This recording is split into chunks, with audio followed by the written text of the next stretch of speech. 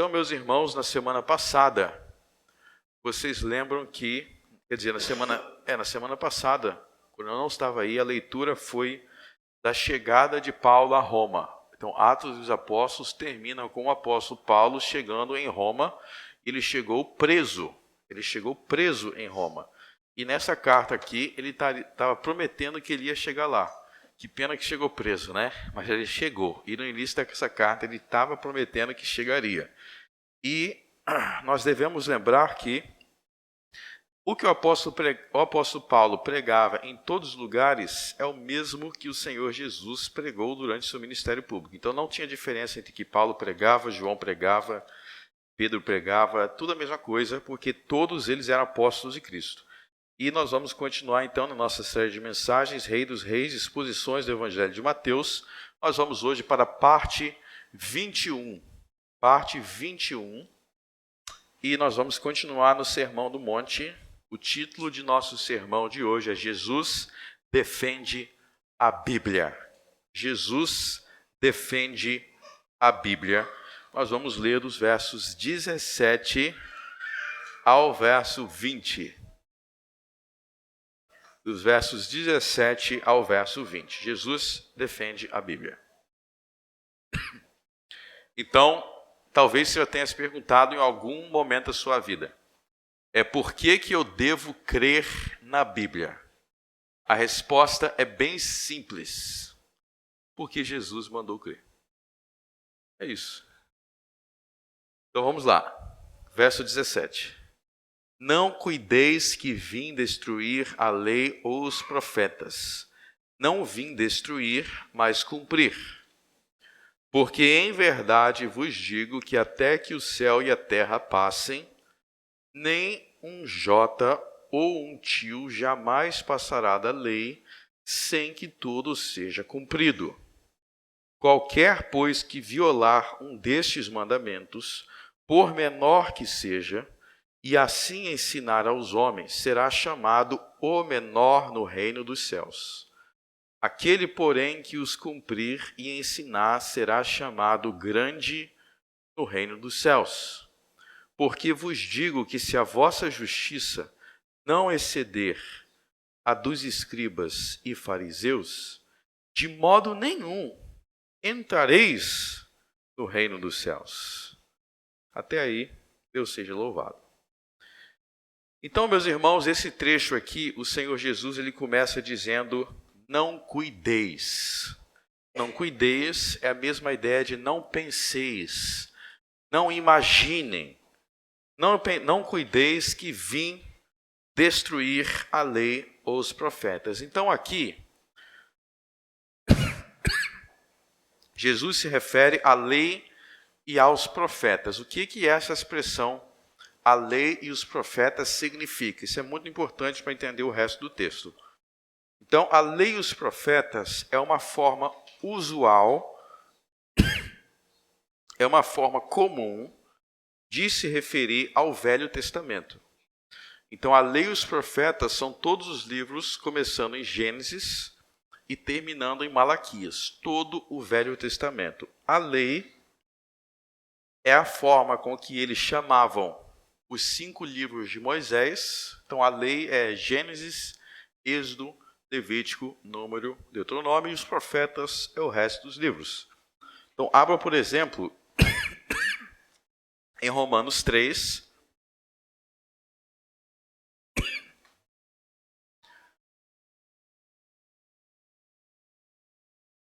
Romanos capítulo 3.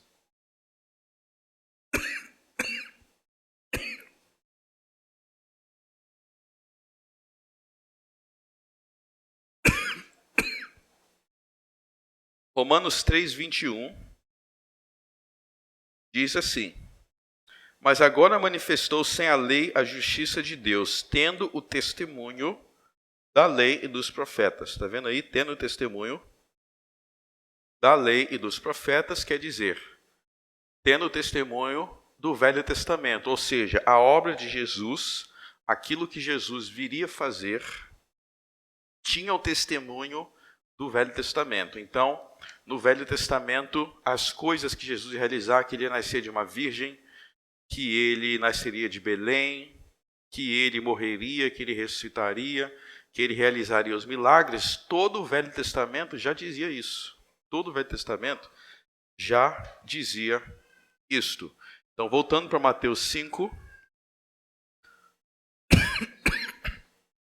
quando Jesus diz, não cuideis que vim destruir a lei ou os profetas, ele está dizendo, não cuideis que eu vim destruir o Velho Testamento, não cuideis que eu vim destruir tudo aquilo que o Velho Testamento dizia. Então aqui Jesus está positivamente defendendo a Bíblia.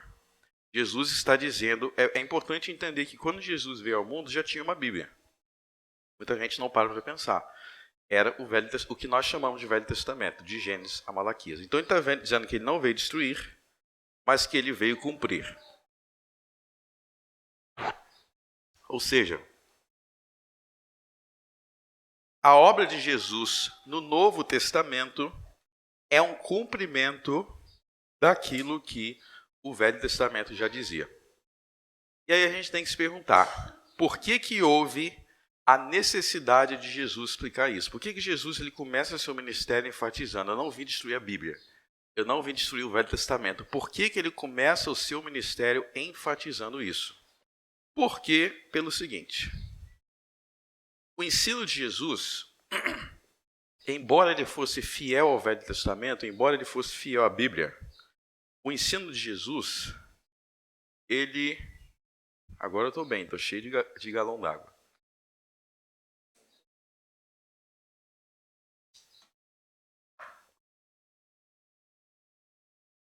Embora o ensino de Jesus fosse fiel à Bíblia, poderia parecer não ser. Isso aqui é muito importante. Por quê? Porque os líderes religiosos da época, você vê que no verso 20, Jesus fala dos escribas e fariseus, no verso 20. Os líderes religiosos da época, quando eles ensinavam a lei e os profetas, era muito diferente do que Jesus ensinava. E era tão diferente do que Jesus ensinava, tinha tanta diferença entre os dois, que quando Jesus ia ensinar, as pessoas pensavam, peraí, Jesus está contrariando Moisés. Jesus está contrariando a lei e os profetas. Jesus está contrariando a Bíblia. Mas não é porque Jesus realmente estava contrariando. Mas é porque ele dizia a verdade sobre a lei e os profetas e as pessoas não estavam acostumadas a ouvir a verdade. As pessoas estavam tão desacostumadas a ouvir o certo que quando vinha alguém para falar o certo, parecia que estava errado. Eu tenho certeza que muitas vezes, muitos aqui já viveram isso. Muitos aqui já viveram. Peraí, mas a Bíblia é isso daqui? Mas isso é o contrário do que eu vi antes. Não é só que está diferente, mas parece ser o contrário. Parece que é o oposto. Então, essa é a sensação que as pessoas tinham quando elas ouviam Jesus pregar. Então, veja, por exemplo, no final do capítulo 7, verso 28 a 29, que é o final do Sermão do Monte. E aconteceu que, concluindo Jesus este discurso, a multidão se admirou da sua doutrina. Por que se admirou? Porquanto os ensinava como tendo autoridade e não como os escribas. Então veja que a multidão fica admirada, mas não só isso. Eles acham diferente o ensino de Jesus do ensino dos escribas. Eles falam, peraí, está muito diferente isso daqui. O que eu aprendi não é isso. Deixa eu dar um exemplo para vocês aqui, só para vocês terem noção. Mateus capítulo 19.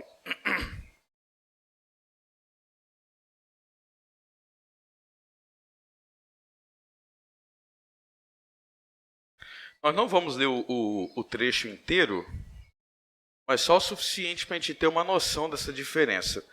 Mateus 19, verso 1. E aconteceu que, concluindo Jesus este discurso, saiu da Galiléia e dirigiu-se aos confins da terra, além do Jordão. E seguiram-no grandes multidões e curou-os ali. Então chegaram a ele os fariseus tentando... Essa palavra é importante aí, ó, tentando. Ou seja, não era uma pergunta para tirar a dúvida. Era para provocar mesmo, tentando.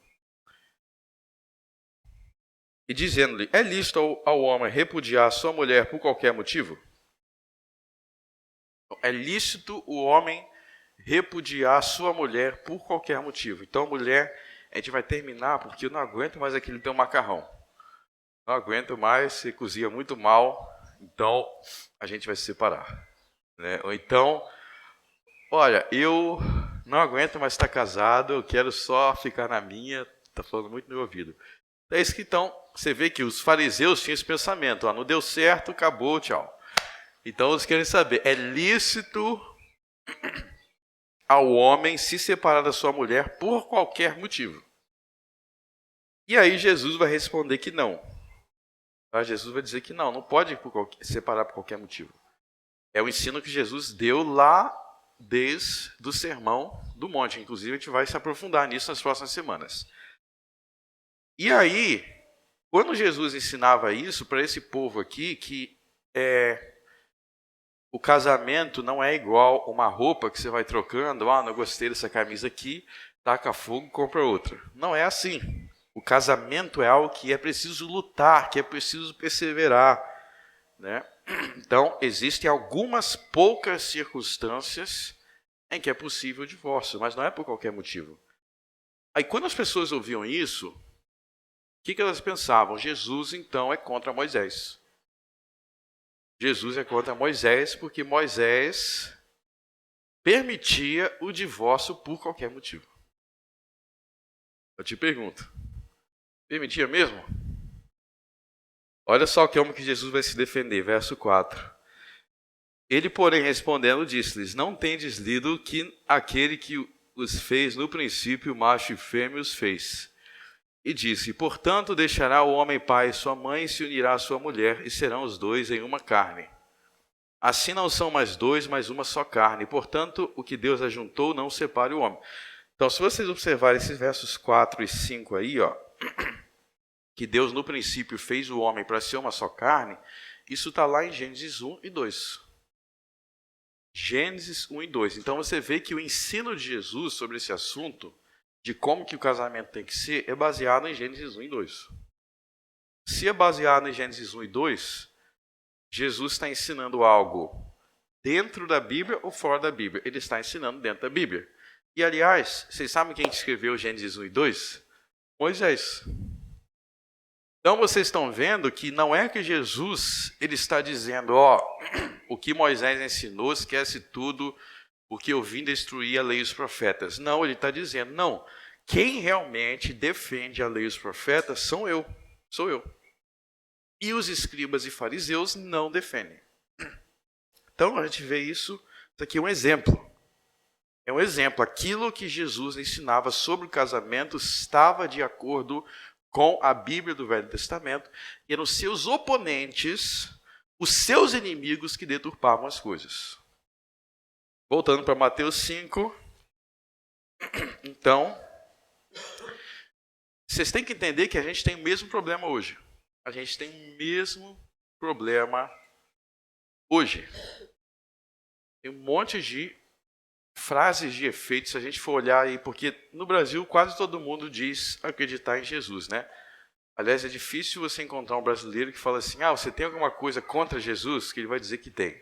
É muito difícil. Mas a pergunta é, o Jesus que eles creem é o bíblico? Porque você começa a falar sobre a Bíblia, muitos vão achar estranho, vão falar, não, isso aí não é Jesus. Quer ver? Se você, por exemplo, falar assim, para muitos, Deus pode castigar as pessoas. Ou Deus castiga as pessoas. Aí tem gente que fala assim, não, Deus não castiga ninguém, porque Deus é amor, e Deus é misericórdia, e não castiga ninguém. Muita gente pensa assim. Só que, se a gente lê a Bíblia, a gente vê que Deus castiga o mal, Deus castiga a injustiça, porque Ele é amor, então Ele precisa castigar o mal. E aqui é interessante que Jesus diz isso a respeito do Velho Testamento. Jesus diz que Ele não veio destruir o Velho Testamento. E é interessante perceber que a mentalidade de muitos evangélicos em 2022 é constantemente criando oposição entre Novo e Velho Testamento. Muitos pensam assim. Não quero generalizar, mas é muito comum. O pessoal fala assim, no Velho Testamento você podia se vingar. Agora no Novo Testamento você tem que amar o próximo. Eu viro essa. Amar o próximo já tem no Velho Testamento. Então, esse tipo de diferenciação é fruto de um entendimento errado do texto. E aqui eu quero enfatizar que o que Jesus está mostrando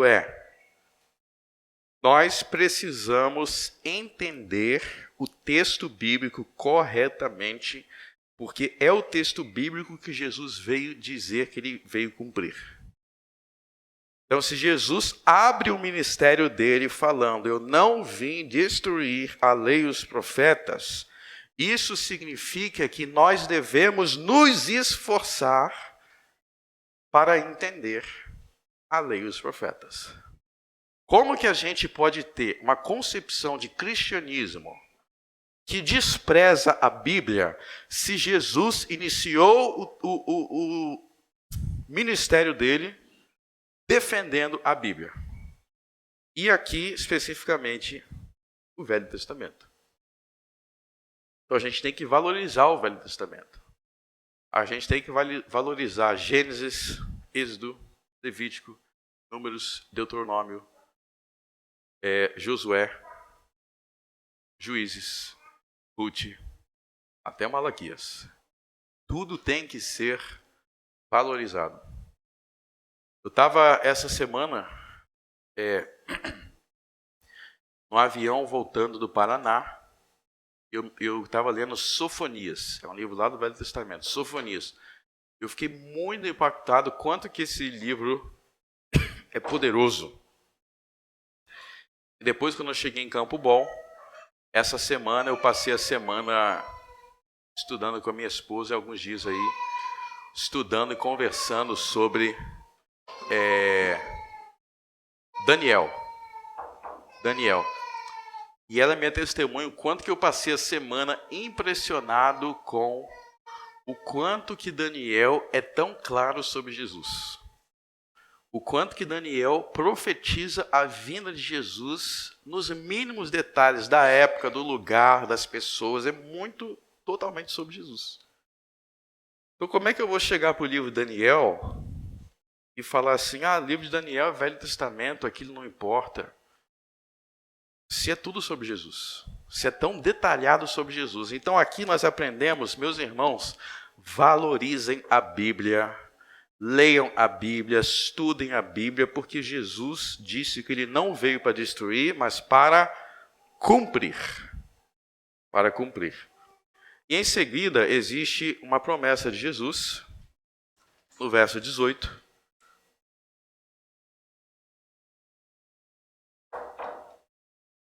Diz assim, olha só essa promessa. Porque em verdade vos digo que até que o céu e a terra passem, nem um jota ou um tio jamais passará da lei sem que tudo seja cumprido. Então veja bem, olha só a ênfase que Jesus dá. Até que o céu e a terra passem, nem um jota ou um tio. O que quer dizer nem um jota, nem um tio? Todos os mínimos detalhes. Até o tiozinho, né? Se eu escrever assim, você sabe que esse mundo da internet, as palavras estão sendo alteradas, né? Aí o pessoal não escreve mais você, V-O-C-E, acento circunflexo, né? A gente escreve só VC, né? Só um V e um C. Ou, às vezes, escreve algo, não bota o tio, porque está entendendo, tá bom, né? Está entendendo, tá bom. O mundo do WhatsApp é assim, né? Não é um concurso público que tem que ser tudo certinho. Esse é o ponto de Jesus, que cada tio da Bíblia é importante.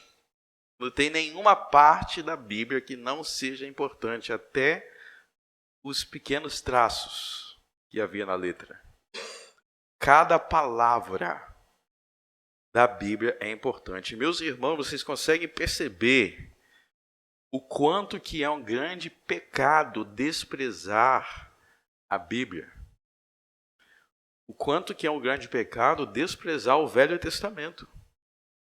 Porque ele diz aqui, nem o J, nem o tio da lei, ou seja, da letra do Velho Testamento. Ah, mas eu vi lá no Velho Testamento que tinha uma passagem lá que eles estavam sacrificando um cordeiro. Essa parte aí não interessa mais porque não sacrifica o cordeiro. Loucura! Porque até essas partes que você que imagina que não interessa mais, elas representavam Jesus. Aquele sacrifício era Jesus. Como é que algo que representa Jesus pode não ser relevante? Isso não existe. Isso não existe. Outro exemplo, a gente lê lá, né, nos livros de Reis e dos Crônicas. Aí tinha o rei Davi, depois vem o rei Salomão, aí vai os reis de Judá, Aí você vai lendo sobre esses reis. Você pensa assim, eu no Brasil em 2022, eu não vivo debaixo de nenhum rei.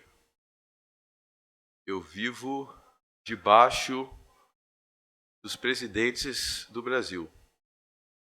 Né? Eu não estou nessa época que eu vivo debaixo de um rei. Negativo.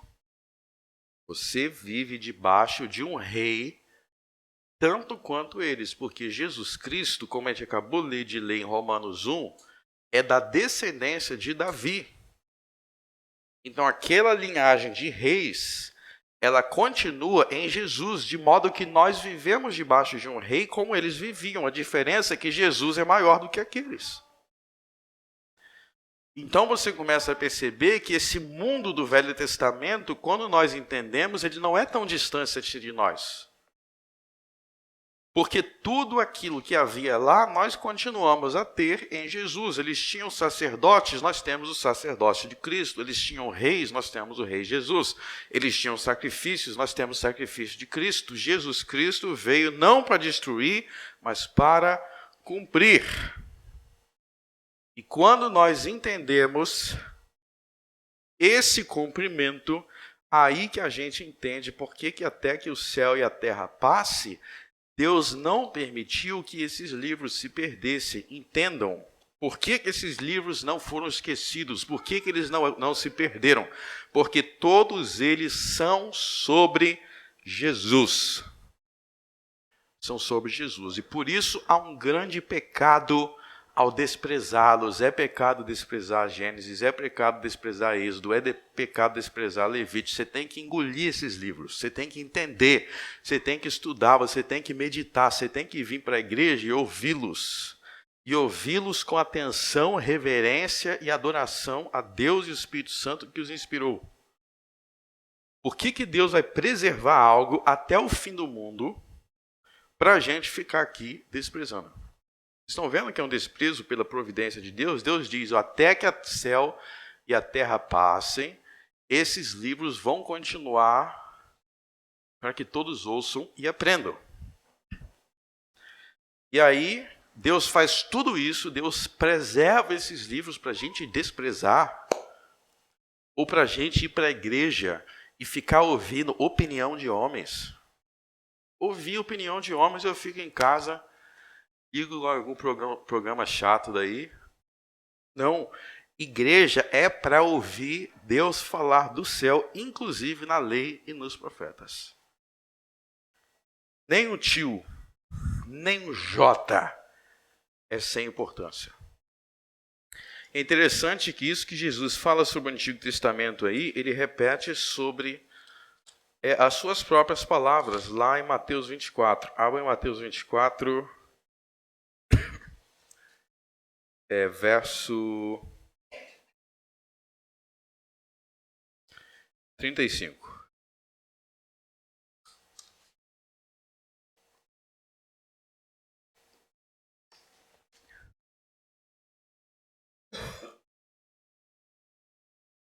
O céu e a terra passarão, Mateus 24, 35. O céu e a terra passarão, mas as minhas palavras não hão de passar. Então você vê que é parecido aí, só que aí ele fala sobre as suas próprias palavras.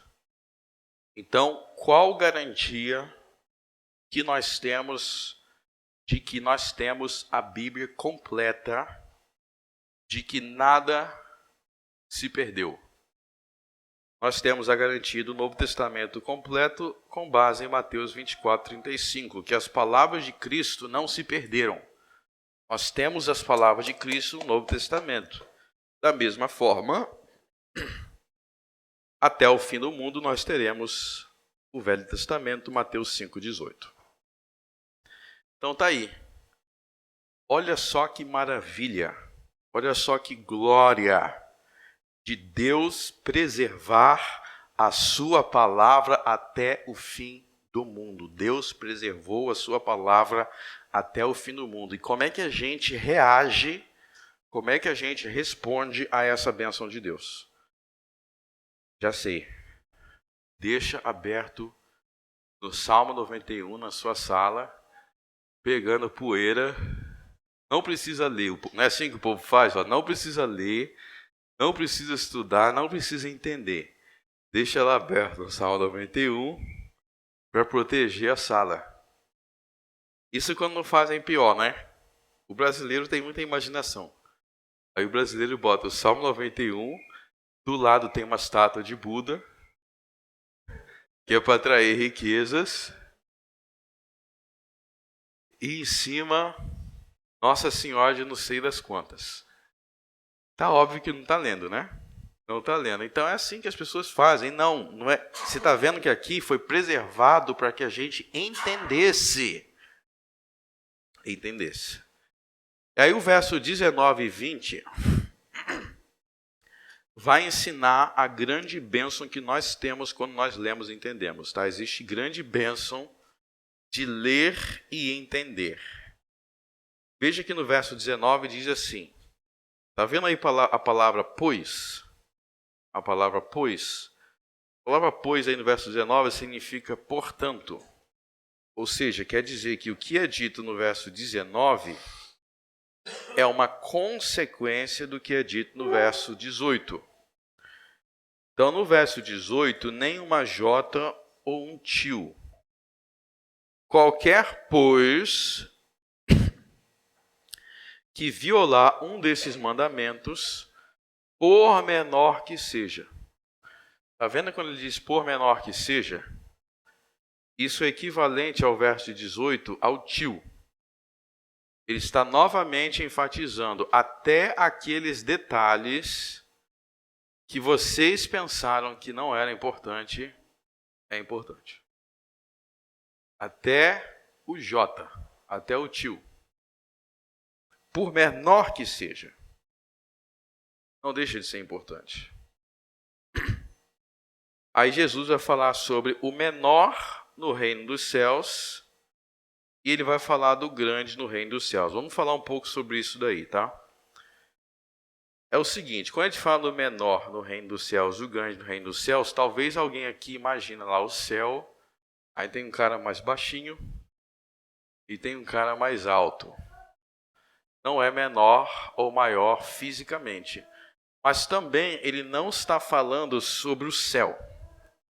Isso é importante também. Ele não diz será chamado o menor no céu. É muito importante, vamos entender a diferença, tá? Porque talvez você tenha imaginado, né? Aí você chega no céu, aí o pessoal aponta o dedo e fala, aquilo ali é o menor, ou aquilo ali é maior.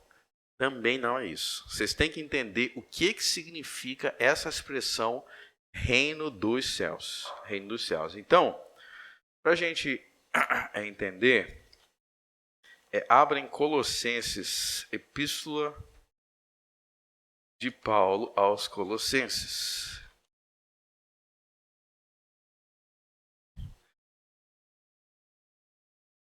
Tem gente que diz que no juízo final vai ter um telão para você ser envergonhado, todos os seus pecados sendo jogados no telão. Você já nunca ouviu falar nisso, não? Eu não sei de onde por que as pessoas inventam essas coisas. Então, não vai ter telão nenhum. E o juízo final, para os justos, é para ser exaltado. Não vai ser um momento de humilhação, tá? Ai, meu Deus. Mas vamos lá.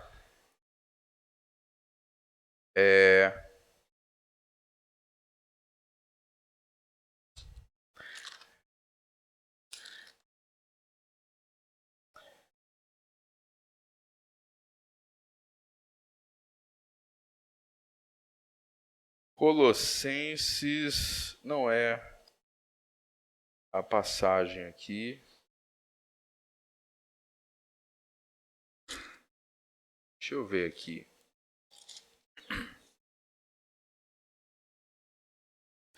Ah, sim. É Colossenses capítulo 1, versos 12 e 14, tá? Então vamos lá. Dando graças ao Pai, que nos fez idôneos para participar da herança dos santos na luz. Então nós temos uma herança com outros santos que andam na luz. Lembra que na outra semana a gente pregou que nós somos sal da terra e luz do mundo, luz. Verso 3. O qual nos tirou da potestade das trevas e nos transportou para o reino do Filho do seu amor, em quem temos a redenção pelo seu sangue, a saber, a remissão dos pecados, o qual é a imagem do Deus invisível. Até aí, ó. Então veja bem, nós antes de andarmos com Jesus, antes de depositarmos a nossa fé em Jesus, nós estávamos no reino das trevas. O que é o reino das trevas? Quer dizer que nós estávamos perdidos, trevas, escuridão, o reino do diabo. Então, sem Jesus, nós estamos presos ao reino das trevas. Mas quando nós tivemos um encontro verdadeiro com Jesus, veja que ele nos transportou. Transportou para onde? Para o reino do Filho do seu amor. Então você vê aí que tem dois reinos. Tem o reino das trevas e tem o reino do Filho, que é o reino de Jesus. Ou seja, quando Jesus fez o que está no verso 14, quando ele fala em quem temos a redenção pelo seu sangue, ele fala de sangue aí, ele está falando da crucificação de Jesus, que foi quando Jesus derramou o seu sangue. Então preste atenção. Jesus ele veio ao mundo, ele viveu como homem, ele sofreu, ele foi crucificado, ele foi sepultado, ao terceiro dia ele ressuscitou. E 40 dias depois da sua ressurreição, ele subiu ao céu. 40 dias depois da ressurreição, ele subiu ao céu. É a ascensão de Cristo. Quando Jesus chegou no céu, ele foi recebido como um rei. Ele foi entronizado como rei. E este reino de Jesus é o reino do qual nós fazemos parte. Nós somos resgatados do reino das trevas e nós fazemos parte do reino de Jesus. E Jesus está onde? Ele está no céu. Por isso que o reino de Jesus é chamado na Bíblia de reino dos céus. Então, o reino de Jesus é o reino dos céus. Por isso que João Batista lhe pregava: está próximo o reino dos céus. Quer dizer que estava próximo o tempo que Jesus ia morrer, ressuscitar, subiu aos céus.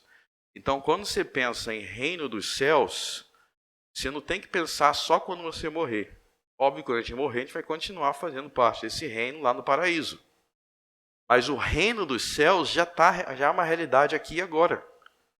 Porque nós, pelo Espírito Santo, nós estamos dentro desse reino, subordinado a este rei que está nos céus. Certo? Bom, agora que vocês entenderam o que é reino dos céus, vocês vão desvendar o mistério. Mateus capítulo 11.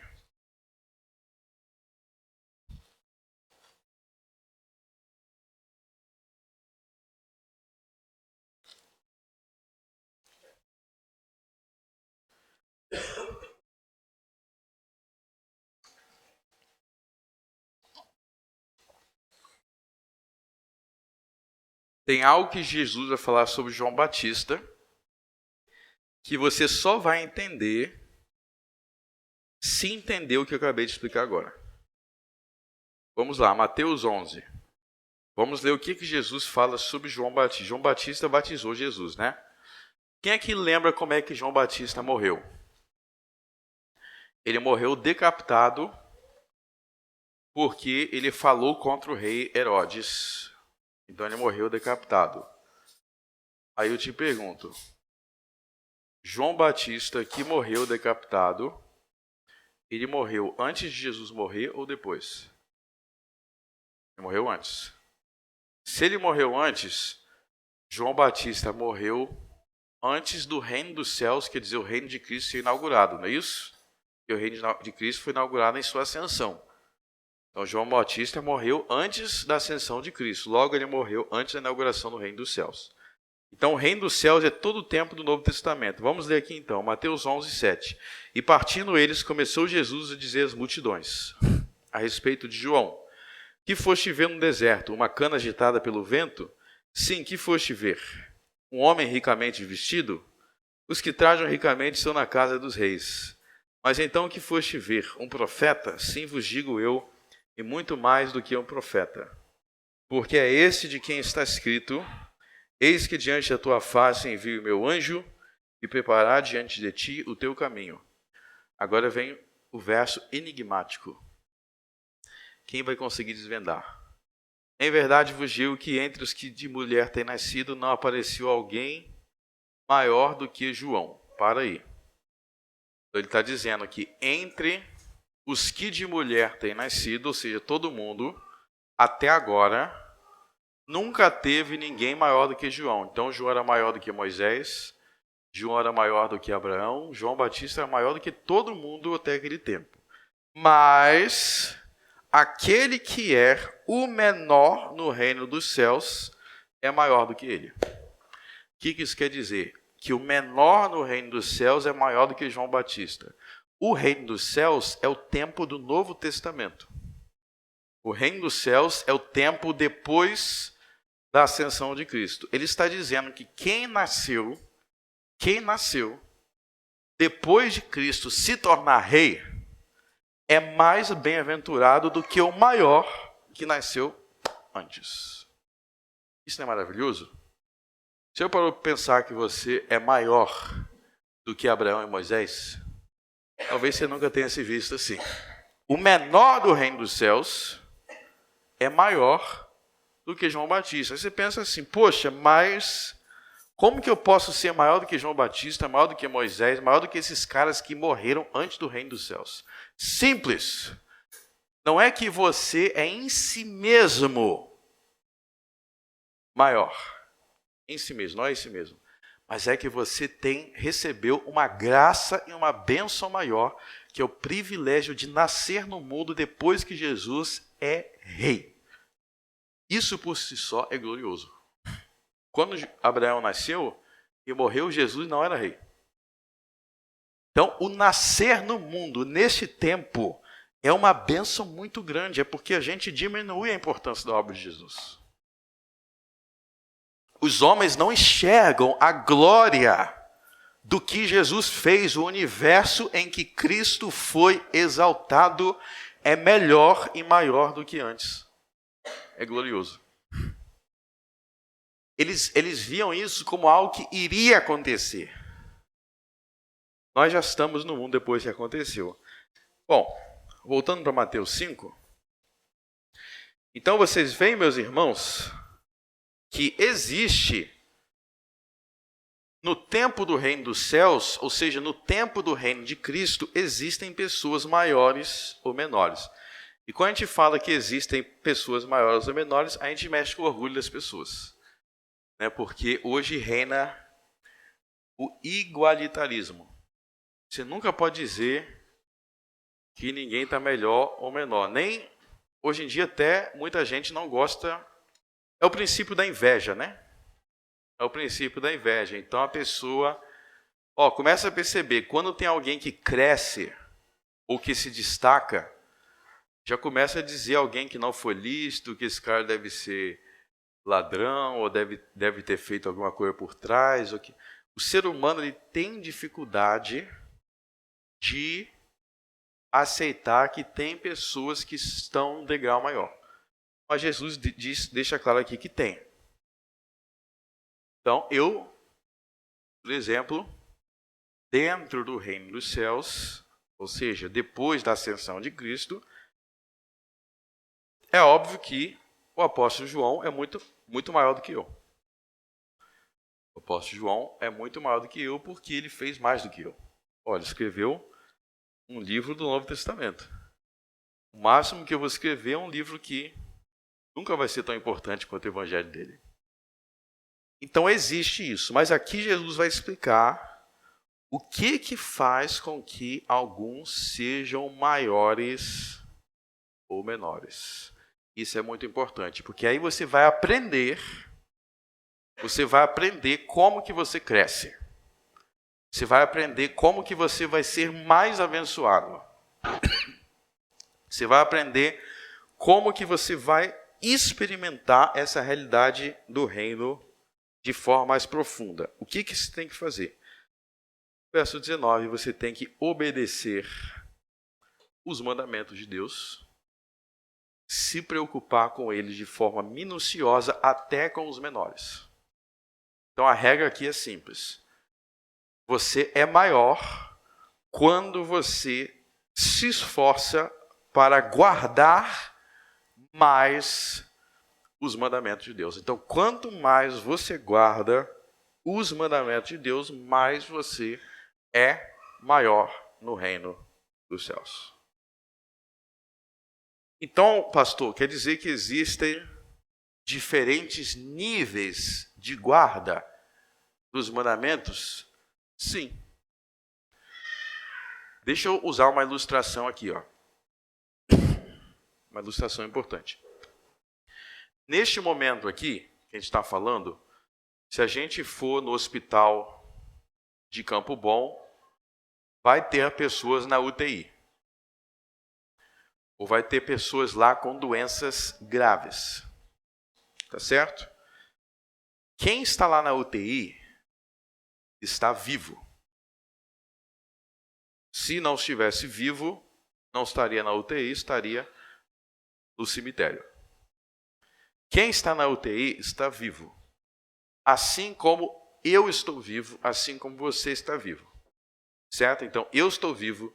Quem está na UTI está vivo. Quem está no hospital lutando contra o câncer, preste amor, também está vivo. Porém, o estar vivo não quer dizer que eles são igualmente saudáveis. O estar vivo inclui pessoas muito saudáveis ou pessoas, como dizem por aí, nos pés da égua, né? Então tem os dois limites. Então entenda que espiritualmente também é assim. Então deixa eu dar alguns exemplos práticos, tá? Alguns exemplos bem práticos, vocês vão entender. Em algum momento desta cidade, em algum lugar dessa cidade, eu tenho certeza, ou desse estado, eu tenho certeza que em algum lugar dessa cidade, em alguma igreja neste momento, tem alguma criança de 6 anos de idade em uma salinha de escola dominical sendo apresentada a figurinhas de Jesus e falando assim, ó, isso aqui é Jesus, agora pinta essa figurinha aqui.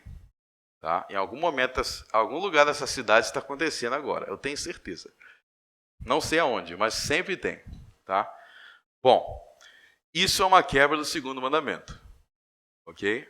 É uma quebra do segundo mandamento. Não é uma quebra tão intensa quanto se ajoelhar na frente da imagem. Aí é a forma mais intensa de quebrar, porque, como diz o nosso catecismo, é uma quebra da letra expressa da lei. Você está quebrando exatamente como está escrito lá. Mas existem formas menos intensas.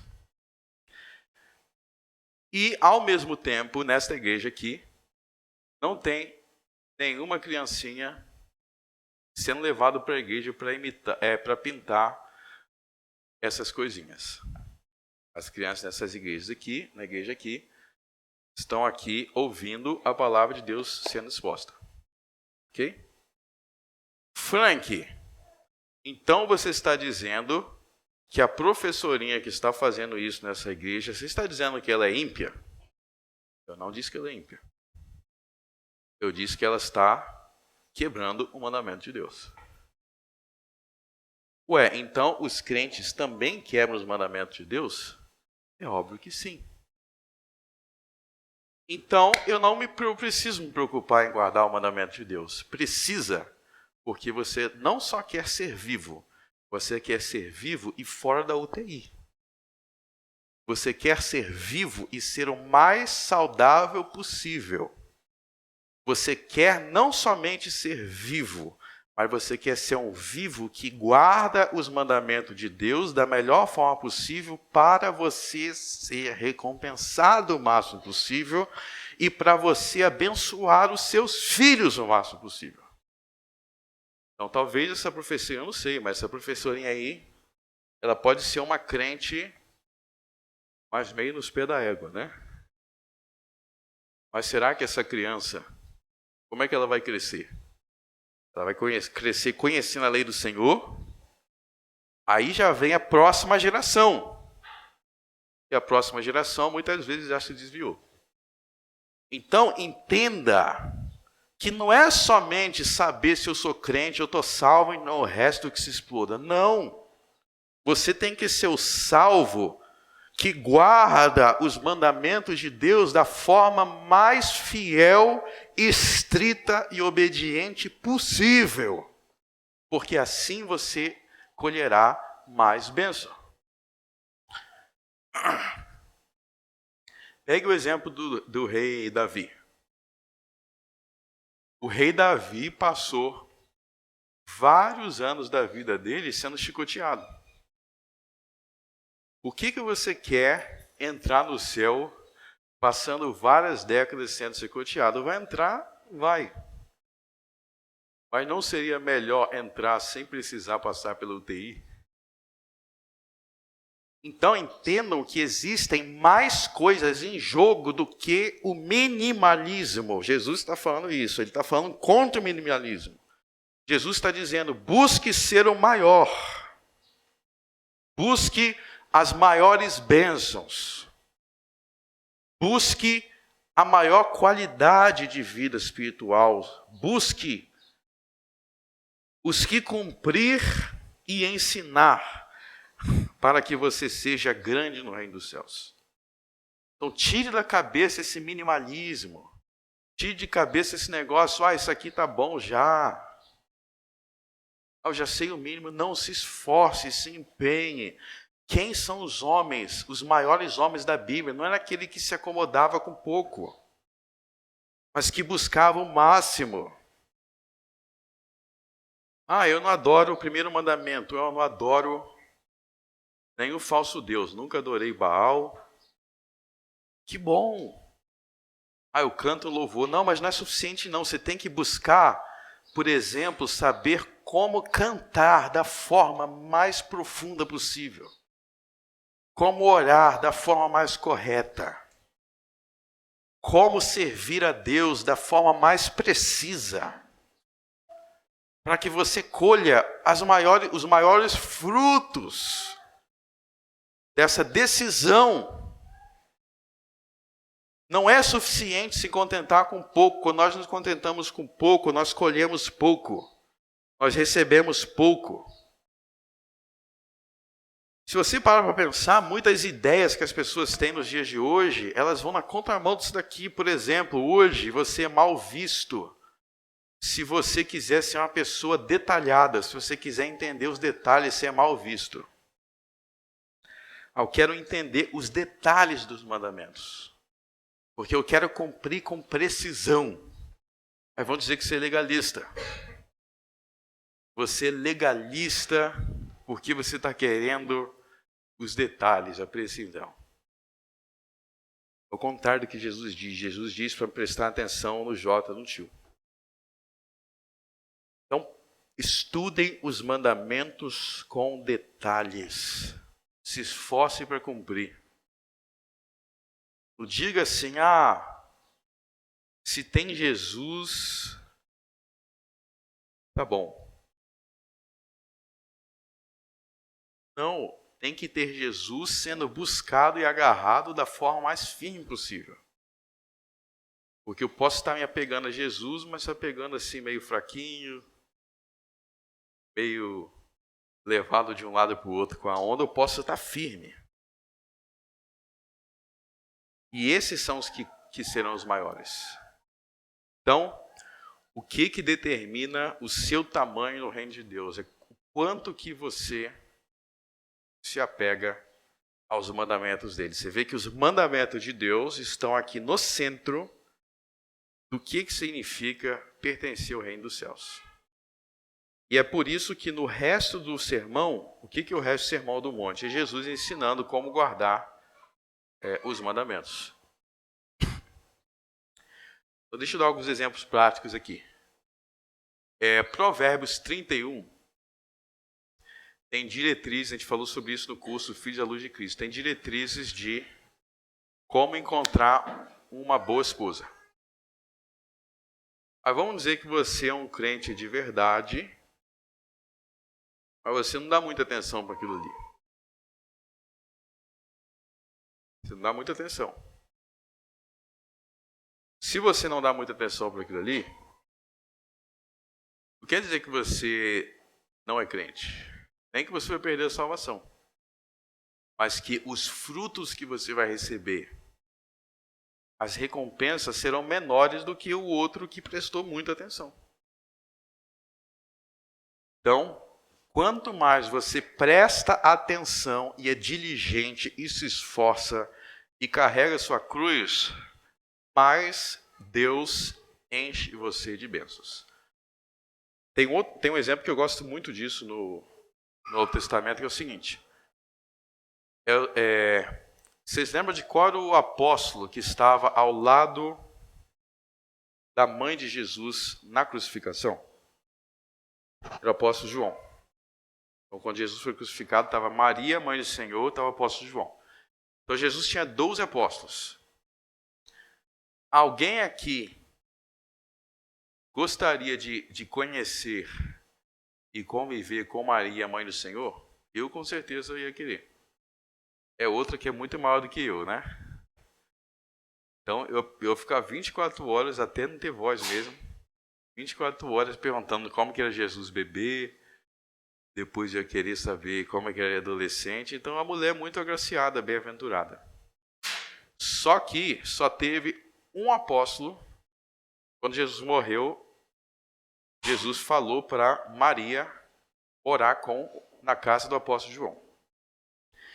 Então, a esposa do apóstolo João e Maria eram grandes amigos. Por que o apóstolo João foi recompensado com essa bênção? Por que é uma bênção tão grande? Por que Pedro não recebeu? Por que André? Por que os outros não receberam essa bênção da mãe do Senhor viver na casa deles? Por quê? Porque era João que teve coragem de permanecer com Jesus até o último momento. Até o momento da crucificação, entenda que João estava correndo perigo ali. Porque Jesus está sendo crucificado, eles podiam falar, quem é esse cara aqui? Era discípulo dele, crucifica também, ele estava correndo perigo. Mas ele teve a coragem. E a coragem dele, ele recebeu uma recompensa que os outros não receberam. Que era a convivência. Vocês entendem que vocês estão lendo o Evangelho de João, vocês estão lendo, não é qualquer um que escreveu isso daqui. Era alguém que, além de ter convivido com Jesus pessoalmente por 3 anos, ele morava com a sua mãe. A mãe de Jesus morava na casa dele. Ele está escrevendo o que ele entende, que ele viveu. Essa recompensa nem os outros apóstolos receberam. Nem os outros apóstolos receberam esse nível de coisa. Então, tem coisa que você pode conquistar ou que você deixa de conquistar pela sua diligência ou pelo seu relapso. Então, quando João subiu para estar lá perante a cruz com Jesus até o fim, teve coisas que ele recebeu que os outros não receberam. Quer ver outra coisa? Ninguém recebeu o Apocalipse também, né? O João recebeu o privilégio de ter a última profecia da Bíblia, foi João que recebeu, pela sua grande fidelidade. E Pedro não deixou de ser apóstolo, Pedro não perdeu a salvação, mas Pedro não foi tão fiel a Jesus quanto João foi. Pedro negou Jesus. Ele não foi tão fiel. Então, eu quero finalizar dizendo: crie o desejo de ser o mais fiel possível. Vocês vão ver o quanto coisas na sua vida podem ser transformadas e mudadas. O quanto coisas na sua vida podem mudar. Quantas recompensas, bênçãos vocês podem receber se vocês forem mais fiéis. Façam um sacrifício, é a grande lição que vocês vão ver no Sermão do Monte. É a grande lição do Sermão do Monte. Quando vocês vão ver muitas vezes Jesus repetir isso daqui, quando nós somos os mais fiéis, nós somos os mais recompensados. E eu repito, não é fidelidade a qualquer coisa, não é sair fazendo qualquer coisa, é fidelidade aos mandamentos de Deus que estão na Bíblia. Ele vai dizer no verso 20, porque vos digo que se a vossa justiça nem exceder a dos escribas e dos fariseus, de modo nenhum entrarei no reino dos céus. Então é o seguinte, verso 20. No verso 19, tem o maior e tem o menor, né? Mas os dois estão no reino dos céus. No verso 20, são os caras que nem no reino dos céus estão. Ele está falando, os escribas e fariseus nem estão no reino dos céus. Então, tem os que estão de fora, tem os que estão dentro, e os que estão dentro tem o maior e tem o menor. O que quer dizer se a vossa justiça não exceder dos escribas e fariseus, de modo nenhum entrareis? Quer dizer que eles estavam tão abaixo que nem faziam parte, e isso era um choque, porque as pessoas da época pensavam, são eles que mais seguem. E Jesus está dizendo, não, eles não seguem. E se você não for melhor do que eles, você também não pode dizer que segue. Então você vê aí que os mandamentos de Deus é a maneira da gente discernir quem realmente faz parte do reino dos céus ou não. Se é alguém que não se importa com nada dos mandamentos de Deus, alguém que deturpa, que corrompe, essa pessoa de modo nenhum entrará no reino dos céus. Não é alguém que faz parte. De modo nenhum. Então sonde a sua vida. Você se preocupa com o reino dos céus? Se o seu grau de preocupação com os mandamentos de Deus foi igual ao dos escribas e fariseus, então nem parte do reino dos céus você faz parte. Nem faz parte. Então começa a se sondar. Quando alguém te fala dos mandamentos de Deus, você tem a preocupação com eles? Quando você é confrontado, não precisa falar diretamente, mas você ouve a palavra de Deus, isso te causa preocupação? Se não causa, se você está sempre corrompendo, deturpando, não estou nem aí, você não faz parte do reino dos céus. O reino dos céus é o reino que tem um rei. Este rei tem leis. E os súditos obedecem a essas leis. E é isso que nós vamos ver no resto do sermão. Nós vamos ajudar vocês a serem muito abençoados. A gente vai ajudar vocês a serem muito abençoados, como disse Jesus. Receber galardões. Jesus fala muito de galardões nesse sermão. Como que vocês vão receber galardões? Aprendendo a obedecer aos mandamentos de Deus. Vamos orar. Senhor nosso Deus, graças te damos por Jesus Cristo, o Rei dos Reis, Senhor dos Senhores. Graças te damos, Senhor, pelo reino dos céus. Que nós sejamos, Senhor, grandes no reino dos céus, pela grande obediência aos teus mandamentos. Se há alguém aqui, Senhor, que ainda não nasceu para esse reino, esteja, Senhor, fazendo nascer de novo. transportando do reino das trevas para o reino do Filho do teu amor. No nome de Jesus eu oro. Amém.